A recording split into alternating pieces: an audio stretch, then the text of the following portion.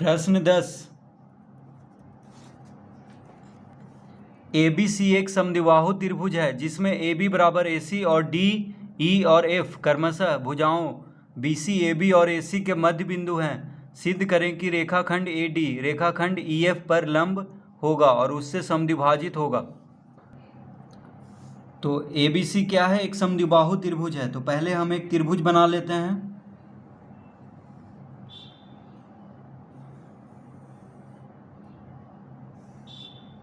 ठीक है, इस तरह से एक त्रिभुज बना लेंगे। तो यहाँ पे लिख लेंगे ABC।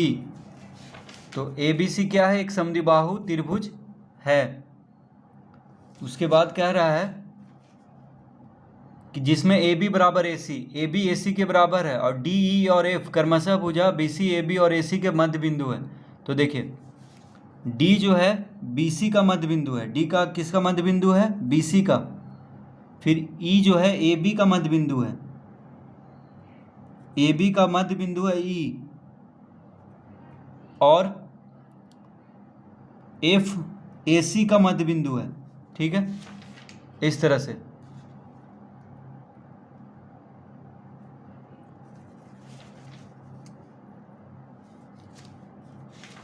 तो इसको मिला देंगे। अब EF को मिला देंगे और AD को मिला देंगे इस तरह से। ठीक है, सिद्ध करें कि AD रेखाखंड EF पर लंब होगा और उससे समद्विभाजित होगा। तो क्या सिद्ध करना है कि AD जो है रेखाखंड EF पर लंब होगा और उससे समद्विभाजित होगा, यानी EF से समद्विभाजित होगा AD। ठीक है, यह सिद्ध करना है हमें। तो लिखेंगे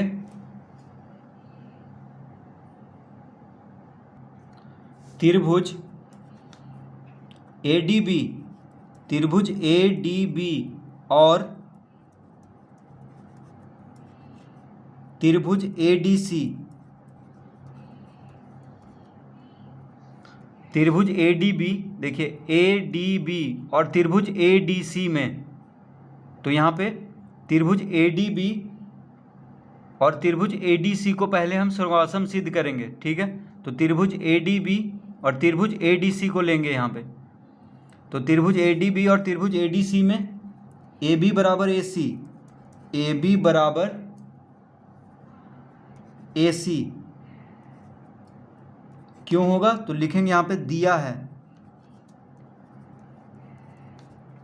तो त्रिभुज ADB, देखिए त्रिभुज ADB और त्रिभुज ADC में AB AC के बराबर है, क्योंकि दिया हुआ है कि ABC क्या है? एक समद्विबाहु त्रिभुज है। तो AB और AC बराबर है, लिख लेंगे इस तरह से। और लिखेंगे DB बराबर DC, DB बराबर, तो DB बराबर DC होगा, क्योंकि D क्या है? BC का मध्य बिंदु है। तो DB बराबर DC हो जाएगा, क्योंकि BC का मध्य बिंदु है D। तो लिखेंगे यहाँ पे चूंकि D BC का मध्य बिंदु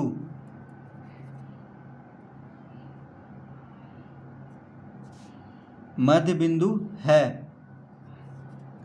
ठीक है, तो DB बराबर DC होगा, क्योंकि D BC का मध्य बिंदु है। और लिखेंगे AD बराबर AD। तो देखिए त्रिभुज ADB और त्रिभुज ADC में AD दोनों में है, AD भुजा दोनों त्रिभुज में है। तो AD बराबर AD लिख लेंगे और यहाँ पे लिखेंगे उभयनिष्ठ।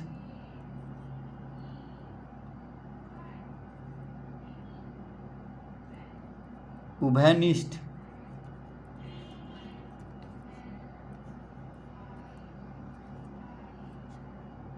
तो AD क्या है? दोनों त्रिभुज में है, इसीलिए इसको उभयनिष्ठ लिख लेंगे।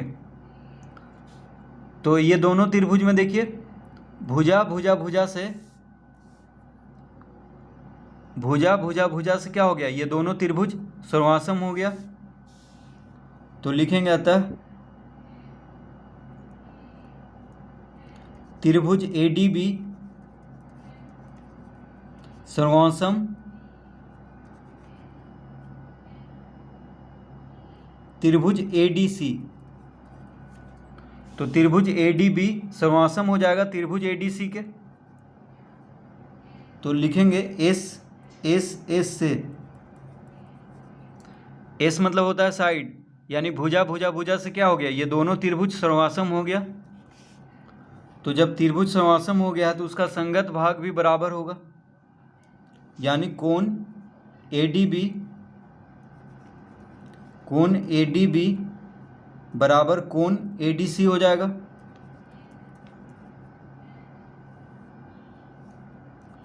क्यों होगा, तो CPCD लिख लेंगे।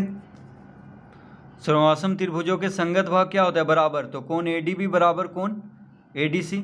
जब त्रिभुज सर्वासम है दोनों तो उसका संगत भाग बराबर होगा। तो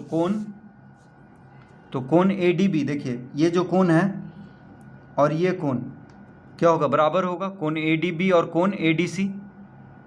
ठीक है, तो कोण ADB यानी ये जो कोण है इस कोण के बराबर होगा, कोण ADC के बराबर होगा, क्योंकि ये दोनों त्रिभुज क्या हो गया, सर्वासम, त्रिभुज ADB और त्रिभुज ADC।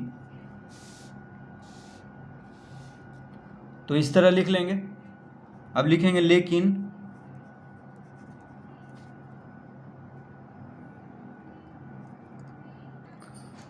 लेकिन कोण ADB प्लस कोण ADC बराबर 180 डिग्री। क्यों, तो लिख लेंगे रैखिक युग्म।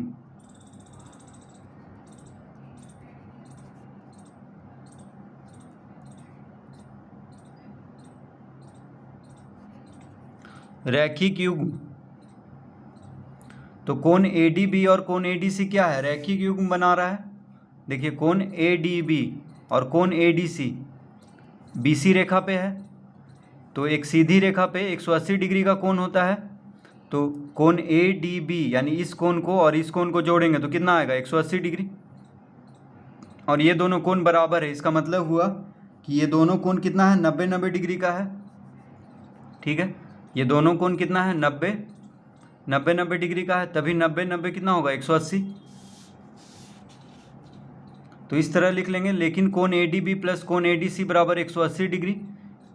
रैखिक युग्म में यहाँ पे लिखेंगे।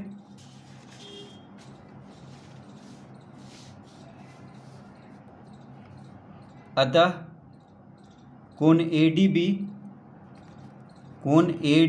बराबर कोण ADC बराबर 90 डिग्री, और इसको हम पहला लिख लेंगे। तो कोण ADB और कोण ADC को जोड़ने पे कितना आएगा, 180 डिग्री, क्योंकि रैखिक युग्म यहाँ पे बन रहा है, क्योंकि BC रेखा पे है।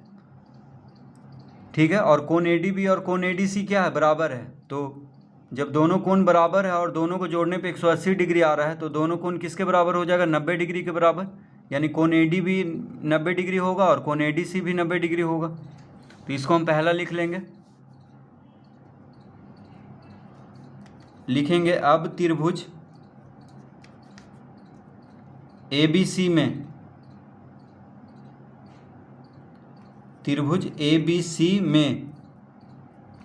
E तथा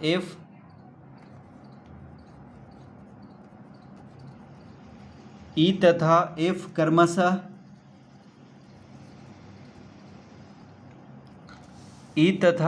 क्रमशः AB और AC के मध्य बिंदु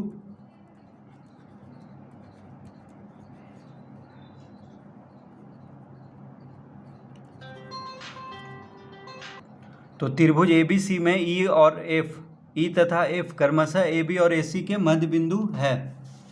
तो त्रिभुज ABC में देखेंगे E और F क्या है, तो ई जो है ए बी का मध्य बिंदु है और एफ ए सी का मध्य बिंदु है। तो मध्य बिंदु पर में से क्या हो जाएगा, ई एफ जो होगा बी सी के समानांतर हो जाएगा। ठीक है, ई एफ क्या होगा, बी सी के समानांतर हो जाएगा मध्य बिंदु पर में से। तो लिखेंगे यहाँ पे, अतः ई एफ समानांतर बी सी, ई एफ समानांतर हो जाएगा बी सी के। लिखेंगे लेकिन ई कॉमा एल कॉमा एफ सरेख है।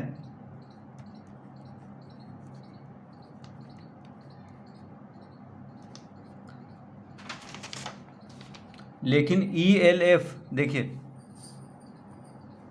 जहाँ पे यहाँ पे देखिए दोनों जहाँ पे मिल रहा है ए डी और ई एफ, यहाँ पे एल लिख लेंगे। तो ई एल एफ क्या है, सरेख है, यानी एक रेखा पे तीनों बिंदु है ई एल एफ। ठीक है, यानी सीधी रेखा है, तो ई एल एफ सरेख है, इस तरह लिख लेंगे। लेकिन ई एल एफ सरेख है, अतः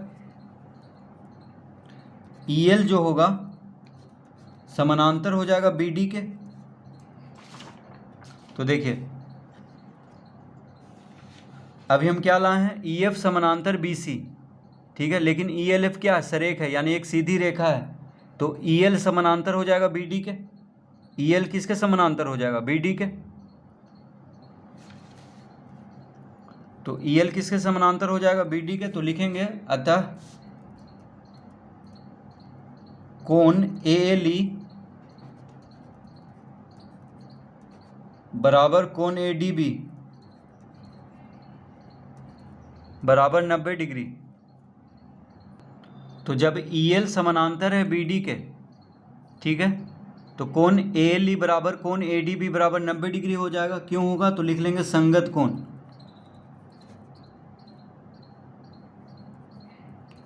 संगत कोण है दोनों, कोण ए एल ई और कोण ए डी बी क्या है, संगत कोण है। तो देखिए कोण ए एल ई यानी ये जो कोण है और कोण ए डी बी, ये दोनों कोण बराबर हो जाएगा। तो कोण ए डी बी कितना लाए हैं, 90 डिग्री। कोण ए डी बी कितना लाए हैं, 90 डिग्री। ठीक है,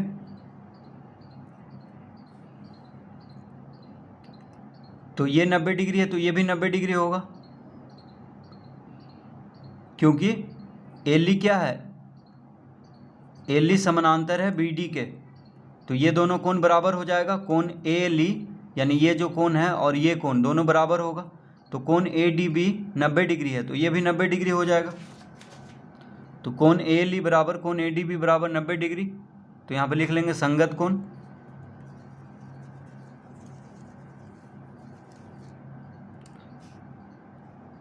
लिखेंगे अब त्रिभुज ए डी बी में, ए डी बी में ई ए बी का मध्य बिंदु है, ई ए बी का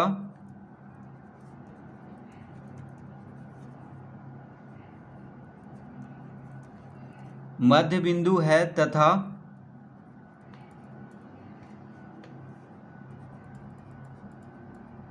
ई एफ समानांतर है B D.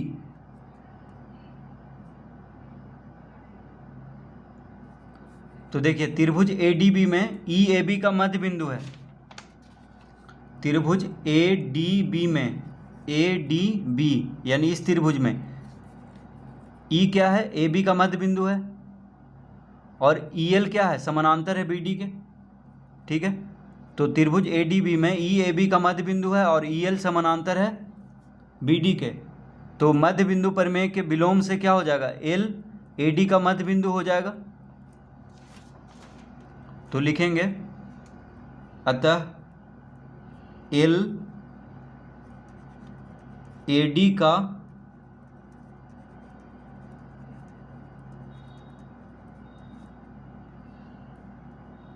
L A D का मध्य बिंदु होगा। ठीक है, जब ई ए बी का मध्य बिंदु है और ई एफ समानांतर है बी डी के, तो इसका मतलब हुआ कि एल जो होगा AD का मध्य बिंदु होगा, मध्य बिंदु प्रमेय के विलोम से।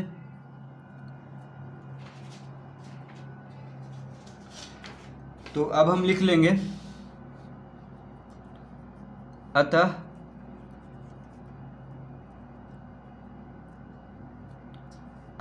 AD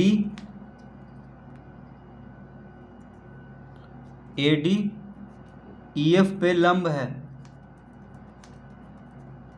और AL बराबर DL। तो क्या सिद्ध करना था? तो सिद्ध करना था कि AD रेखाखंड AD रेखाखंड EF पर लंब होगा। तो देखिए AD EF पर लंब है, AD जो है EF पे लंब है, क्योंकि ये जो कोण आया है 90 डिग्री आया है। यहाँ पे कोण ALE, कोण ALE कितना आया? 90 डिग्री। इसका मतलब हो गया कि AD जो है EF पे क्या है? लंब है। ठीक है, जब यहाँ पे एक कोण 90 डिग्री होगा तो यहाँ पे चारों कोण कितना हो गया? 90 डिग्री का हो जाएगा। तो जब कोण ALE 90 डिग्री आया है तो AD क्या हो गया? EF पे लंब हो गया। और AL बराबर DL। देखिए AL बराबर क्या हो जाएगा? DL, क्योंकि L क्या है? मध्य बिंदु है AD का। तो AL बराबर DL हो जाएगा। तो कह रहा था कि सिद्ध करें कि रेखाखंड AD रेखाखंड EF पर लंब होगा और उससे समद्विभाजित होगा। तो देखिए AD जो है EF से समद्विभाजित हो रहा है, क्योंकि AL बराबर DL लाए हैं। इसका मतलब क्या हो गया कि रेखाखंड AD जो है EF से समद्विभाजित हो रहा है। तो यही सिद्ध करना था। AD लंब है EF पे और AL बराबर DL। तो इस तरह इस प्रश्न को हल करेंगे।